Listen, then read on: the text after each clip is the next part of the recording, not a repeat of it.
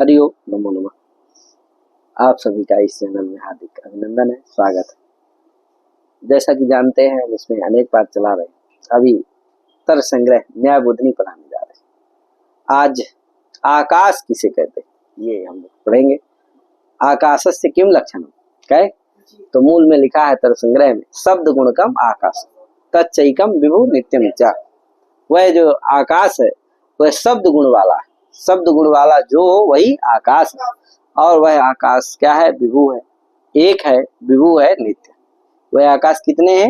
एक है, विभु है, आकाश नित्य है, अनित्य नहीं है, उसका ध्वंस नहीं होता। ध्वंसा प्रतियोगी किम नाम नित्यत्वम? ध्वंसा प्रतियोगित्वम नित्यम।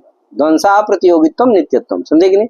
जो ध्वंस का अप्रतियोगी हो, ध्वंस भिन्नत्व से ध्वंसा प्रतियोगित्वम नित्यत्वम। जो ध्वंस का ध्वंस से भिन्न हो, ध्वंस का अप्रतियोगी हो, वही क्या है? नित्य है। आकाश क्या है? नित्य है, क्योंकि उसका ध्वंस नहीं होता। ध्वंस नहीं है इसलिए ध्वंस से भिन्न भी है, और उसका ध्वंस भी नहीं होता इसलिए ध्वंस का प्रतियोगी नहीं है। ध्वंस का क्या है? अप्रतियोगी। घटस्य ध्वंसो भवति अतः घट ध्वंस प्रतियोगी भवति। आकाशस्य ध्वंसा न भवति अतः आकाशा ध्वंसा प्रतियोगी वर्तते। ध्वंस प्रतियोगी नास्ति, है कि नहीं? ध्वंस प्रतियोगी अभी तो हाँ, घट की मस्ती ध्वंस प्रतियोगी वर्तते। ये तो ही घटस्य ध्वंस भवत, घट का ध्वंस होता है। समझ गए ना? आगे चलते हैं। इसका मतलब शब्द गुणवत्तम आकाश से लक्षणम, शब्द गुण वाला हो वही क्या है? आकाश। का शब्द किस संबंध से रहता है आकाश में? समवाय संबंध से। क्यों? शब्द क्या है? गुण है। आकाश क्या है? गुणी है। गुण गुणिनो समवाय, गुण गुणी का क्या होता है? समवाय संबंध होता है कि नहीं? तो शब्द जो है समवाय संबंध से कहाँ रहता है? आकाश में। तो समवाय संबंधे न शब्द गुणवत्तम आकाशस्य लक्षण, ये आकाश का लक्षण हो गया। समवाय संबंध से जो शब्द गुण वाला हो वही क्या है? आकाश। कालिका आदि संबंध से शब्द यद्यपि कहाँ रहेगा? काल आदि में भी रह सकता है, लेकिन समवाय संबंध से शब्द कहाँ रहेगा? नहीं रहेगा। इसलिए समवाय संबंधे न शब्द गुणवत्तम आकाश का क्या लक्षण है? बोलो, फिर बोलो। शब्द गुणकत्वम तुम बोलो यार, क्या शब्द गुणकत्वम कर रहा? हाँ बोलो जी। नहीं बोलो। समवाय संबंधेन शब्द गुणकत्वम आकाशस्य। गुणवत्तम बोलो, कत्वम नहीं। क्या? गुणवत्तम। हाँ बोलो। समवाय संबंधेन गुणवत्तम आकाशस्य लक्षणम। समवाय संबंधेन शब्द गुणवत्तम आकाशस्य लक्षणम। ये बोलो। समवाय संबंधेन शब्द गुणवत्तम आकाशस्य लक्षणम। तुम बोलो जी। समवाय संबंधेन शब्द गुणवत्तम आकाशस्य। समवाय संबंध से जो शब्द गुण वाला हो वही क्या है? आकाश। समझ गए ना? ये आकाश का लक्षण। वह आकाश एक है, विभु है, नित्य। वही देखो, अब चलते हैं न्याय बोधनी पढ़ते हैं। आकाशम लक्ष्यति, आकाश का लक्षण करने जा रहे हैं। शब्द गुणकमिति, शब्द गुणम यश तत् शब्द गुणकम, बहुब्रीहि समास है। शब्द गुणम यश तत् शब्द गुणकम, या शब्दः गुणो यश, शब्दः यश, शब्दः शब्द है गुण जिसका, यस्य यस्य आकाशस्य, है कि नहीं? शब्दः गुणो यस्य आकाशस्य, सा आकाशः शब्द गुणकः आकाशः कहे है, या तत्शब्द गुणकम आकाशम, आकाश स्वरूपम शब्द स्वरूपम है। शब्दो गुणो यस्य तत्तथा तच्च अत्र गुण पदम आकाशे शब्द विशेष गुण इति द्योतनाय। कोई कहा ये बताइए कि शब्द तो गुण है ही, 24 कितने होते हैं गुण? 24 होते हैं। क्या? रूप रस गंध स्पर्श आदि, उसमें शब्द आता है। तो शब्द भी क्या है? गुण ही है। तो शब्द को गुण कहना, जैसे कोई कहे भैया क्या है, क्या कहे? ब्राह्मण मनुष्य को ले आओ, क्या कहे? क्या कहे? अरे ब्राह्मण क्या है? तो अब ब्राह्मण मनुष्य कहना जरूरी है? बस क्या कह दो को ले आओ, ये कहे कि नहीं? ब्राह्मण मनुष्य को ले आओ, क्या ये कहना चाहिए? क्या कहना चाहिए? ब्राह्मण को ले आओ। क्यों? क्योंकि ब्राह्मण ही मनुष्य है। ब्राह्मण तो मनुष्य ही है, तो इसलिए उसको कहने की जरूरत नहीं है कि फिर से उसको मनुष्य कहने की जरूरत। नहीं, उसी तरह शब्द क्या है, गुण है ही, तो फिर से उसको क्या कहने की जरूरत नहीं है। गुण कहने की आवश्यकता हाँ, शब्द गुण ऐसा नहीं कहना चाहिए, बस शब्द ही कह दो बस हो गया, तो भी गुण का पद का लाभ हो ही जाएगा, क्योंकि शब्द स्वतः क्या है, गुण है। शब्द स्वतः क्या है, गुण है।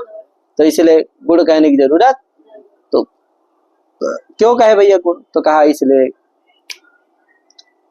तो समझ गए कि नहीं। जी। इसलिए शब्दों क्या हुआ, गुण कहने की जरूरत नहीं। तो कहा गुण इसलिए कहा कि शब्द जो है विशेष गुण है। शब्द क्या है, कुछ सामान्य गुण होते हैं, कुछ विशेष गुण होते हैं। कुछ क्या होते हैं, सामान्य गुण होते हैं, कुछ विशेष गुण होते हैं। शब्द विशेष गुण है, इसी को बताने के लिए शब्द गुणकम में गुण पद दिया गया है। समझ गए ना। जी। शब्द गुणकम में क्या दिया गया है, गुण पद क्यों दिया गया है, शब्द गुण विशेष गुण है। हाँ, शब्द विशेष गुण है, इसी को द्योतन करने के लिए क्या किया गया है, गुण पद दिया गया है। समझ गए। जी। शब्द विशेष गुण वर्तते इति द्योतनाय किमस्ति गुणपदम देयम्। न गुणपदम वर्तते, गुणपदोपादानम वर्तते, गुणपदस्य ग्रहणम वर्तते। समझे कि नहीं।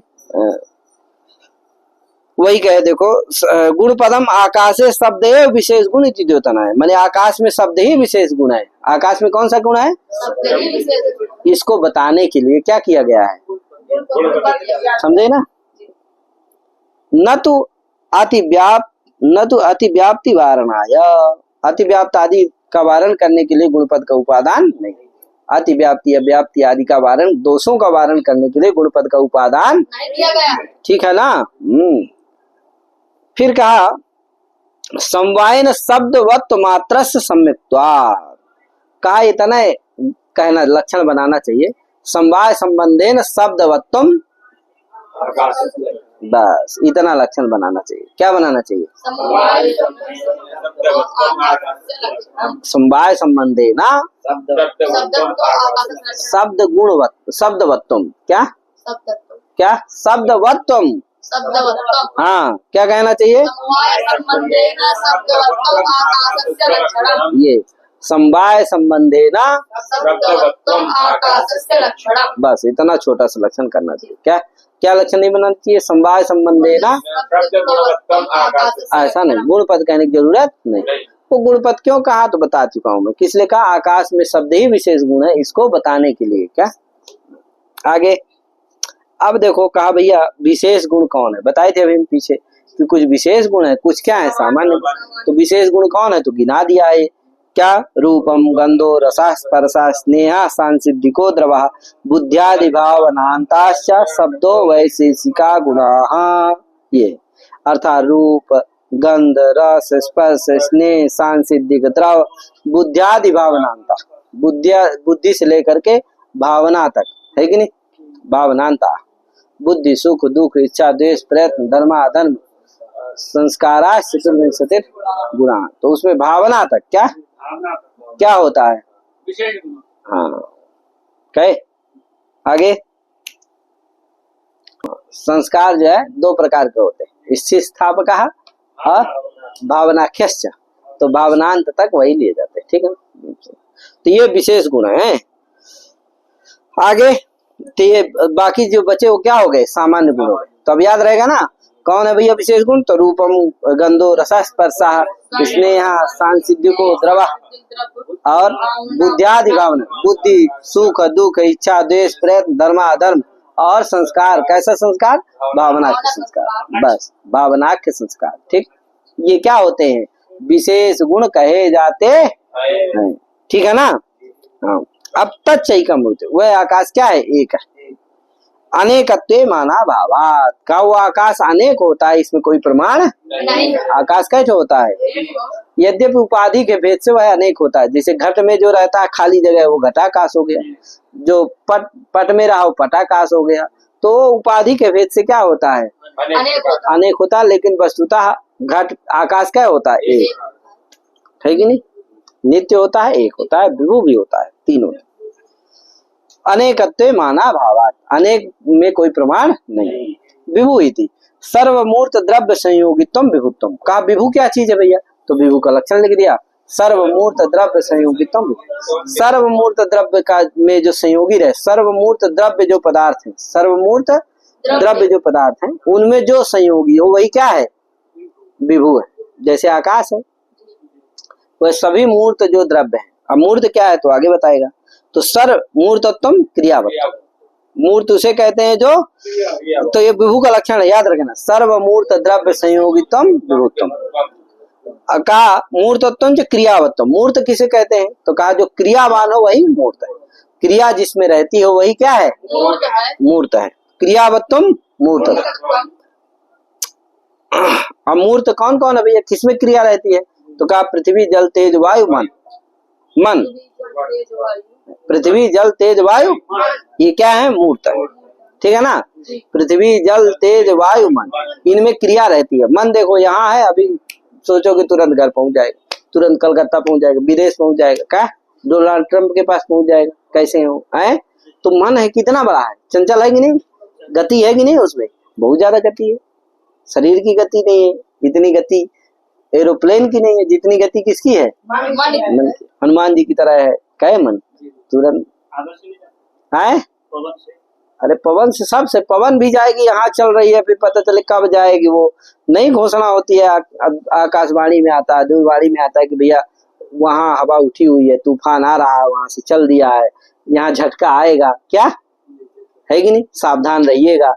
तो धीरे धीरे क्या आता है, मन तो तुरंत पहुंच गया उड़ीसा, क्या है। लाइट भी धीरे धीरे आती, क्या ये मन की गतिया सब जगह पहुंच जाता है, बहुत तुरंत शीघ्र, क्या कोई रास्ते वास्ते की जरूरत नहीं है इसको, क्या तुरंत पहुंच गया, क्या। तो इसलिए मन की गति बहुत क्रियावान है कि नहीं। हाँ, पृथ्वी में भी है, हम लोग पार्थिव शरीर है, देखो कि ये कितनी क्रिया, दौड़ते हैं, कूदते हैं, बढ़ते हैं, क्या यार। तो पृथ्वी जल तेज वायु सभी में क्या है, पृथ्वी जल तेज वायु मन सभी में क्या है, क्रिया। तो क्रियावान है कि नहीं है, क्रियावान, इसीलिए क्या है, मूर्त है। इनमें जो संयोगी हो वही क्या है, विभू है। तो इनमें संयोगी है कि नहीं है, आकाश है, दिशा का संयोग है, सभी पृथ्वी के साथ दिशा का संयोग है, सभी पृथ्वी के साथ आकाश का संयोग है, क्या यार। संयोग इसलिए क्योंकि पृथ्वी आदि भी द्रव्य है और आकाश आदि भी क्या है, द्रव्य है, इसलिए द्रव्य द्रव्य और संयोग, इसलिए संयोग है, ठीक है ना। तो इस तरह से समझ लेना चाहिए। चलो, तो पृथ्वी जल तेज वायु मन, ये क्या है, मूर्त है। अब भूत कौन है भैया तो कहा पृथ्वी जल तेज वायु आकाश, ये क्या है, मन की जगह आकाश जोड़ दो तो क्या बन जाएगा, भूत, भूत बन जाएगा, क्या बन, हाँ भूत। पंचभूत से शरीर बना है ना, है कि नहीं। तो ये पृथ्वी जल तेज वायु आकाश, यही क्या है, पंचभूत। पृथ्वी जल तेज वायु आकाश, ये क्या है, पंचभूत, ठीक है ना। इन्हीं पंचभूतों से शरीर बना, वही देखो लिखा है पृथिव्य तेजो वायवाकाशी पंचकम भूत पद वाच्यम। ये पांच क्या है, भूत पद से वाच्य, भूत पद से कहे जाते हैं, अर्थात ये भूत है। का भूत का क्या लक्षण है, मूर्त का तो बता दिए थे, क्रियावत्तम मूर्तत्वम का भूत का क्या लक्षण है तो कहा भूतत्वम नाम बहिरिंद्रिय ग्राह्य विशेष गुणवत्तम। कहा बहिरिंद्रिय ग्राह्य जो विशेष गुण है, अतादिश गुणवत्तम भूतत्व। तो बहिरिंद्रिय ग्राह्य विशेष गुण गंध भी है, रूपम गंधा में आया ना, विशेष गुण है कि नहीं है। तादिश गंधवत्व क्यों ना, पृथ्वी है, इसलिए पृथ्वी क्या है, भूत है, समझे। बहिरिंद्रिय ग्राह्य विशेष गुणवत्तम भूतत्व। बहिरिंद्रिय कौन सी, घ्राण इंद्री, घ्राण इंद्री से ग्राह्य विशेष गुण कौन हो गया, गंध। अतादिश गंधवत्व कौन है, पृथ्वी, इसलिए पृथ्वी क्या हो गई, भूत हो गई। फिर पृथ्वी जल है, उसमें कौन रहता, शीत रहता, वो किससे है, त्वक इंद्री से। त्वक इंद्री क्या है, बाहर ही न रहती है, बहिरिंद्रिय है। तो बहिरिंद्रिय ग्राह्य विशेष गुण कौन हो गया, स्पर्श। अतादिश स्पर्शवत्व कहाँ है, शीत हो गया, शीत कहाँ है, वहाँ शीत भी है, स्पर्श वायु में है, शीत कहाँ है, जल में है, उष्ण कहाँ है, तेज में है, क्या यार। और गुण कहाँ है, श्रोत्र ग्राह्य है, श्रोत्र भी कहाँ, बाहर ही ना है। तो बहिरिंद्रिय ग्राह्य विशेष गुण यही हो गए। पृथ्वी में कौन रहता, बहिरिंद्रिय तत्त हो गई, पृथ्वी वाली कौन, घ्राण इंद्री। पृथ्वी जल की कौन सी हो गई, त्वक इंद्री। पृथ्वी जल तेज की कौन सी हो गई, चक्षुर इंद्री। अरे चक्षुर इंद्री, रसन इंद्री, हाँ जल, उसका किसका, जल वाला, हाँ स्पर्श का है उसका, वायु वाला, वायु वाला कौन है? त्वक इंद्री। और तेज वाला कौन है? चक्षुर इंद्री। क्या? और आकाश का श्रोत्र इंद्री। ये सब बाहर है ना। जी। रसन इंद्री भी है, घ्राण इंद्री भी है, और त्वक इंद्री भी है, और श्रोत्र इंद्री भी, चक्षुर इंद्री है। 5 हो गई ना। इनसे ग्राह्य विशेष गुण तत्त हो गए। क्या? पृथ्वी का गंध, जल का शीत, जल का शीत, और रसनेंद्रिय, शीत स्पर्शवत्तम अपाम लक्षण कहे, और पृथ्वी जल तेज का उष्ण, और वायु का स्पर्श, और सब। इसलिए विशेष गुण है। 48 गुणवत्ता उनमें चला जाएगा। इसलिए क्या है? बाह्य इंद्रिय ग्राह्य विशेष गुणवत्तम है कि नहीं? भूतत्वम। तो बाह्य इंद्रिय ये हो गई 5 ठो। अब बाह्य इंद्रिय विशेष गुण कौन हो गए? ये क्रमशः हो गए। पृथ्वी का गंध, ऐसे समझे? 48 गुणवत्ता इन्हीं 5 में चला जाएगा। इसलिए 5 क्या हो गए? भूत हो गए। ठीक है ना? हाँ, भूत पदवाच्य। क्या? चेला पढ़ लिया, अगली बार जाएगा इतर संग्रह इसको भेज दूंगा। क्या? तो ये हो गया। क्या अब आगे क्या है? काल हो गया। आज नहीं पढ़ाते। सभी को राम नाम नमो नमः। जय श्री राम।